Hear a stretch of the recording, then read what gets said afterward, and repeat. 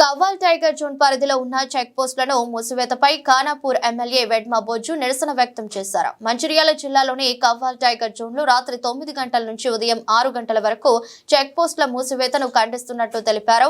దీనిపై జిల్లా ఇన్ఛార్జి మంత్రి సీతక్క దృష్టికి తీసుకెళ్లి పరిష్కరిస్తామని తెలిపారు. అది దుర్మార్గమైన చర్య, అటవీ సాగాలు తీసుకునే నిర్ణయం, దాన్ని తీవ్రంగా ఖండిస్తున్నాను. FDPT గారు అట్లాంటి ఆదేశాలు జారీ చేయడం నిన్న కాదు మొన్ననే ఆదేశాలు జారీ చేసి రాత్రి అంతా కూడా ఇబ్బంది గురి చేశారు.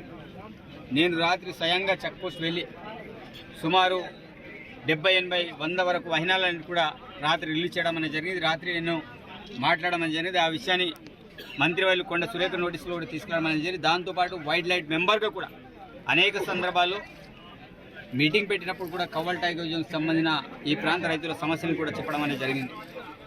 ఇన్ని రోజులు సరే హెవీ వెహికల్స్ నిన్నటి నుంచి చిన్న వయసులు కూడా ఇది వెళ్ళొద్దని చేయడం అనేది జరిగింది. కాబట్టి అట్లాంటి నిర్ణయాన్ని తప్పకుండా వెనక్కి తీసుకోవాల్సిందే. ఆ విషయంలో నేను ఎట్టి పరిస్థితిలో కాంప్రమైజ్ కాను.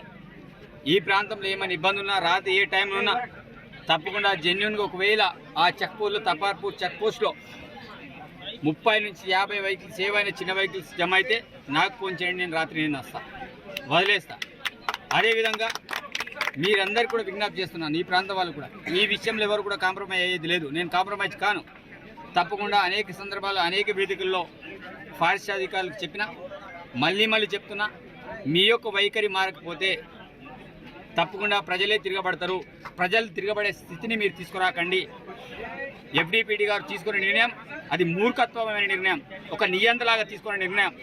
ఆ నిర్ణయాన్ని వెనక్కి తీసుకోవాల్సింది. అట్లాంటి నిర్ణయాలు Kawal tiger, Amrabad tiger zone ఉంది, మరి అక్కడ ఎందుకు ఆ నిబంధనలు లేవు, ఇక్కడ ఎందుకు నిబంధనలు ఉన్నాయి? ఏమనంటే బైపాస్ రోడ్లు ఉంటాయంటారు. ఎక్కడ బైపాస్ రోడ్ ఉంది చెప్పండి? ఈరోజు ఉడుంపూర్ వాళ్ళు కావచ్చు, అదేవిధంగా ఇంద్రవెల్లి వాళ్ళు కావచ్చు, అదేవిధంగా ఉట్నూరు వాళ్ళు కావచ్చు, ఇటు రావాలంటే ఎక్కడి నుంచి వెళ్ళాలి? వాళ్ళు తిరిగి ఆ హైవేకి వెళ్ళాలా, లేకపోతే అటు ఆసిబాద్ నుంచి వెళ్ళి ఎక్కడి నుంచి వెళ్ళాలి? కొన్ని వందలాల కిలోమీటర్ల డిస్టెన్స్ తోటి వెళ్లాల్సిన పరిస్థితులు ఉంటాయి. కాబట్టి ఇక్కడ వ్యాపారస్తులకి ఈరోజు హెవీ వెహికల్స్ రాక చాలా రకాల ఇబ్బందులు పడుతున్నాయి. మొన్నేమో హైదరాబాద్లో పిటి పెట్టినప్పుడు కాదు హెవీ వెహికల్స్ జనరల్ వరకు వదులుతాం, వ్యాపారస్తులకు ఎలాంటి ఇబ్బంది లేదన్నారు.